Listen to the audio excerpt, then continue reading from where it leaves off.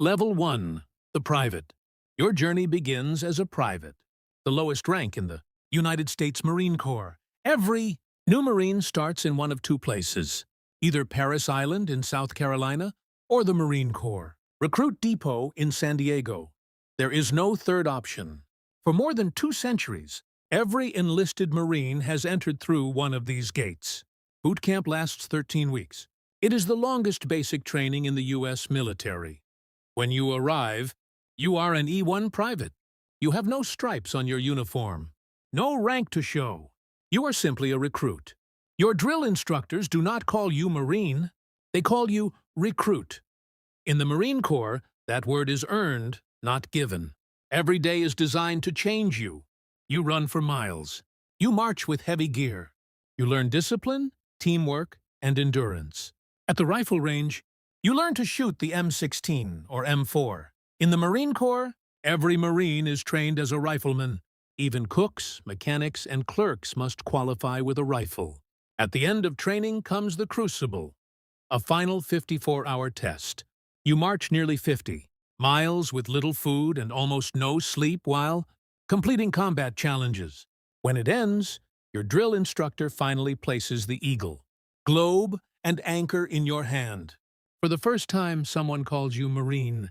Everything begins here. Level 2, Lance Corporal.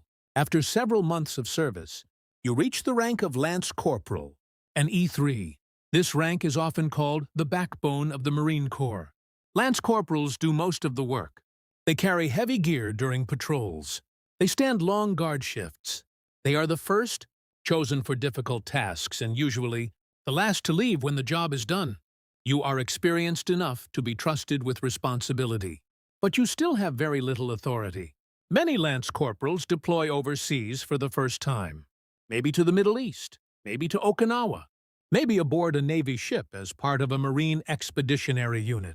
You are usually only 19 or 20 years old, but you have already seen more of the world than most people your age. Level 3, Corporal. At E4, you become a Corporal, the first real leadership rank in the Marine Corps. Unlike other branches, a corporal here is a non-commissioned officer. That means you lead Marines. You are responsible for a small fire team of 3 Marines. Their training, discipline, and readiness now depend on you. If they fail, it reflects on you. If they succeed, you share the credit. Promotion to corporal is competitive. It depends on performance scores, physical fitness, rifle qualification, and time in service. Not everyone earns these stripes, but if you do, you now carry the responsibility of leadership. Level 4, Sergeant. At E5, you become a sergeant. Now you lead an entire squad of about 13 Marines. This is the level where leadership truly matters. A sergeant is the one making decisions in the field. Officers may plan operations, but sergeants are the ones leading Marines on the ground. By this time, you may have completed several deployments. You have real experience in difficult environments.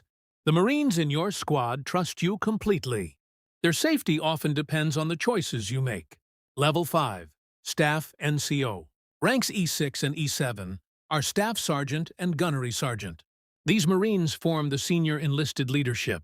A Staff Sergeant often serves as a platoon sergeant, helping lead 40 to 50 Marines alongside a young officer. The officer may have more authority, but the Staff Sergeant usually has far more experience. A Gunnery Sergeant, often called Gunny, is a respected leader who manages operations and training. By now, you may have served 12 to 15 years and deployed many times. Level 6, First Sergeant and Sergeant Major. At E8 and E9, leadership expands to entire units. A First Sergeant is responsible for all enlisted Marines in a company of around 100 to 200 troops. They manage discipline, morale, and readiness. A Sergeant Major operates at even higher levels, battalions, regiments, and divisions. Their job is to represent the voice of the enlisted Marines to senior commanders. Level 7, the Officers. Officers lead at higher command levels. Second Lieutenants, First Lieutenants, and Captains command platoons and companies. A captain may lead 150 Marines into combat. Their decisions shape entire missions. Level 8, Field Grade Officers. Majors, lieutenant colonels, and colonels oversee larger formations.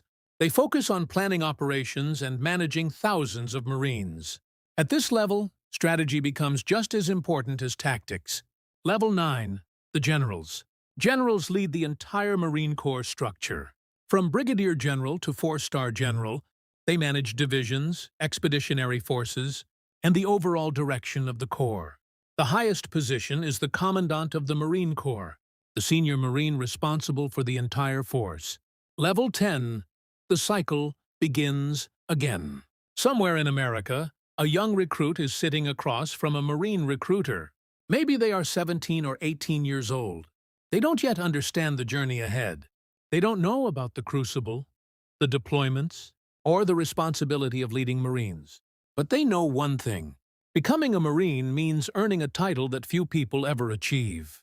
And the journey always starts the same way, at the very bottom, as a private.